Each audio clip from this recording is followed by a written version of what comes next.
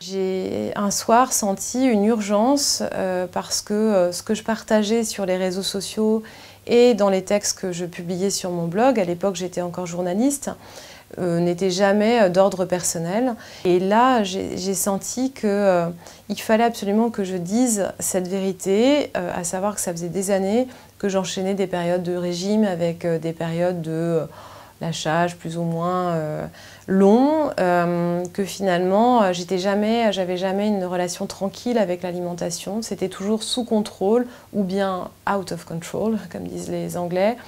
Et puis j'avais vraiment la sensation il fallait que je l'aime bien, ce corps, mais je ne savais pas très bien comment j'allais faire. Je m'appelle Lily Barbery-Coulon, j'ai été journaliste pendant une quinzaine d'années et je suis aujourd'hui professeure de Kundalini Yoga, mais aussi auteure de 2 livres. Du matin au soir, je passais un temps fou à me détester et à me dire que voilà, j'avais aucune valeur parce que j'étais pas capable de me restreindre ou de me contrôler devant une pâtisserie. Et c'était une période post-attentat où j'avais énormément mangé pour me sentir remplie alors que j'avais vraiment un vide intérieur très grand.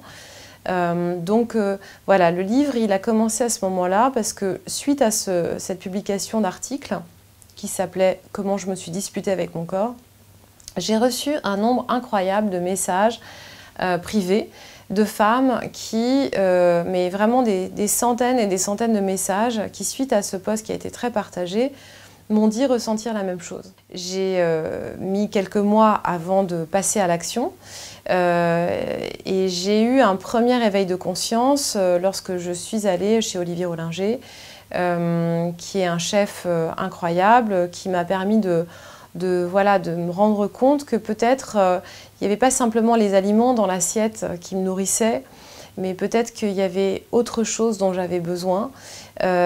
Passer du temps avec lui a été vraiment déjà une première guérison, même si on ne peut pas dire que ce soit ça qui m'ait fait maigrir, mais ça m'a fait prendre conscience que voilà, il était temps que je prenne soin de moi et que je me reconnecte à l'intérieur de mon corps.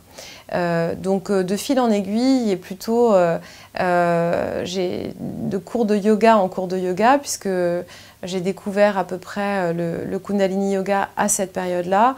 Je me suis rendu compte qu'au-delà des régimes, au-delà du contrôle alimentaire, il y avait un vrai besoin d'être à l'écoute de mon intuition et d'être à l'écoute d'autre chose que des messages de mon mental qui étaient toujours extrêmement négatifs à mon sujet et d'ailleurs au sujet d'autrui, parce que je passais beaucoup de temps à me juger, mais évidemment je jugeais beaucoup les autres.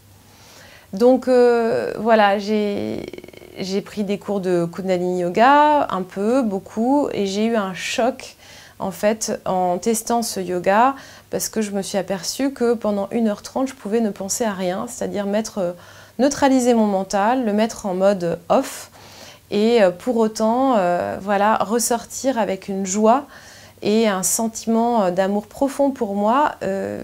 Voilà, je me sentais vivante et dans mon plein potentiel.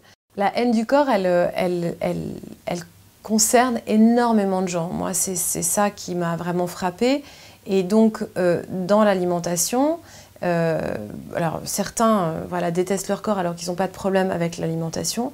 Mais pour ceux qui mangent trop et qui sont voilà, pas forcément en surpoids d'ailleurs, parce qu'on peut manger trop par période et puis rééquilibrer en étant au régime, mais finalement n'avoir jamais une relation apaisée avec l'alimentation. Donc pour avoir cette relation apaisée, il va falloir être très à l'écoute des signaux, mais aussi de se rendre compte que souvent voilà, on vient combler quelque chose qui n'a rien à voir avec de la faim. Et donc qu'est-ce qu'on a envie de combler finalement ?